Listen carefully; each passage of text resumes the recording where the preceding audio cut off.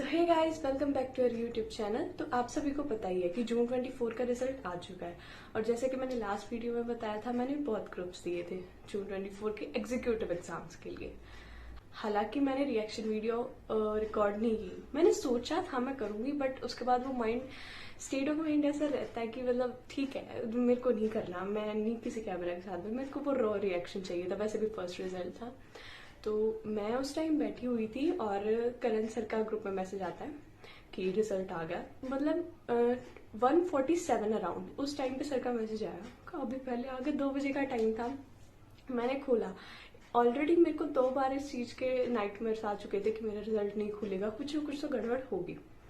तो मैंने जब रिजल्ट खोलने की ट्राई किया, मेरा एडमिट कार्ड खो गया, जो कि मैंने 1 घंटे पहले ही डाउनलोड किया था। वो दोबारा डाउनलोड किया। उसके बाद फिर जब मैं अपलोड कर रही थी तो रोल नंबर गलत लिख दिया मैंने। मैं फिर मतलब मैं डर रही इतना, ये वो। एक तो ऑलरेडी मेरी गट फीलिंग ऐसे कह रही थी कि मतलब मेरा फर्स्ट ग्रुप हो जाएगा और सेकंड ग्रुप में मैं फेल हो जाऊंगी, बिकॉज इतना हेक्टिक हुआ है ना मेरे को वो 1 मंथ। स्ट्रेस की वजह से मेरी तबीयत बिल्कुल खराब हो चुकी थी लास्ट के 1 मंथ में। और मेरे को पता है किस तरीके से मैंने पेपर दिया। CMSL का ऐसा था, CMSL मेरा ऐसा पोर्शन था जिसके लिए मैं इतनी कॉन्फिडेंट थी कि मैं हाँ 90+ आ जाएगी ये वो।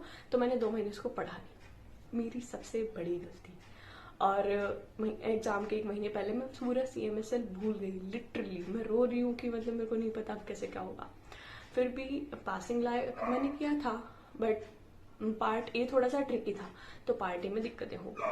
तो मेरे को लग रहा है कि 85 मार्क्स का कुछ मैंने अटेम्प्ट किया था। वो एक ऐसा सब्जेक्ट था जो मैंने कम अटेम्प्ट किया था, तो मेरे को लग रहा था ये इसमें नहीं होगा।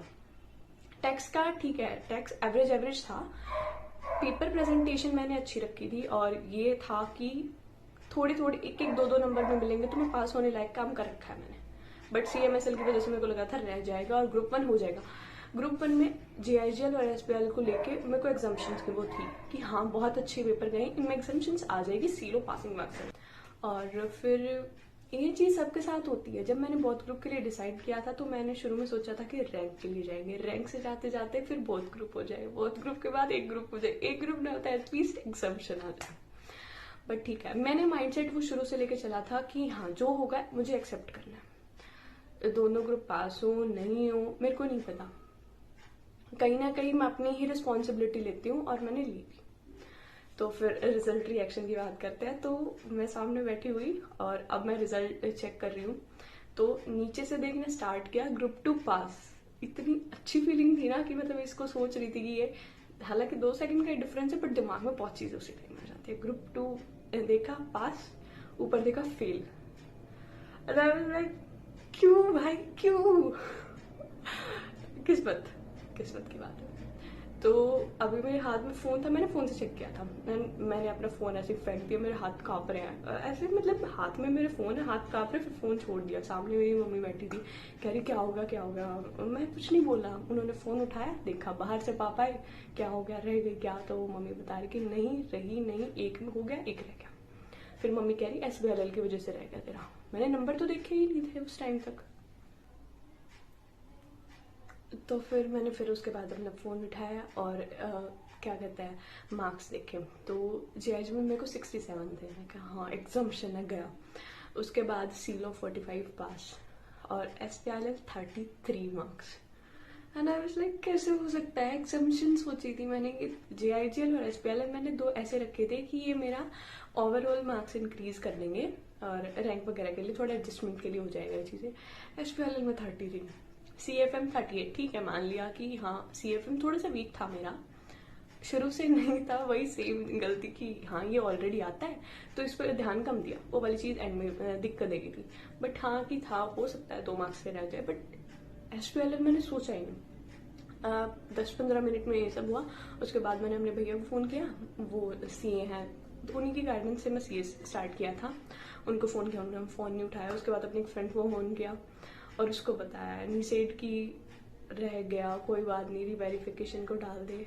कोई बात नहीं ना, रह गया रह गया, I own it, I accept it. हो सकता है कि कहीं राइटिंग मिस्टेक में रह गई हो, कॉन्फिडेंस नहीं रहा, मेरे को पता है। अब वो चीज जो रह गई, मे बी वो किस्मत थी, या फिर मेरा राइटिंग में प्रैक्टिस में कहीं दिक्कत आई, या फिर वो इजी एग्जाम था इसलिए उसकी चेकिंग हार्ड होगी, तो कहीं ना कहीं प्रॉब्लम रह गई। देन आई वाज लाइक कि एटलीस्ट एक ग्रुप तो निकल गया और एक में एग्जामिशन आ गया। मेरे को 3 सब्जेक्ट लेना, तीनों सब्जेक्ट मेरे को पसंद है, तो नेक्स्ट डे मैंने पढ़ाई शुरू कर दी थी। बट हाँ, ये चीज़ें हैं कि बहुत से बच्चे एक्सेप्ट नहीं कर पाते। मैंने वो जो 2 महीने का टाइम था, उस टाइम में यही सब चीज़ें की कि मेरे को एक्सेप्ट करना है जो चीज़ भी होगा। हम हमेशा ICSI को ब्लेम नहीं दे सकते। May be this was not my time, दिसंबर 24 मेरा होगा, होप सो। तो ये चीज़ हमारे ऊपर है कि हम उस चीज़ पे सिर्फ रेग्रेट करते हैं, ब्लेम करते हैं और अपनी रिस्पॉन्सिबिलिटी नहीं लेते। हालांकि मेरे माइंड में भी ये था कि नहीं हो सकता है, मतलब SVLN में कैसे होया।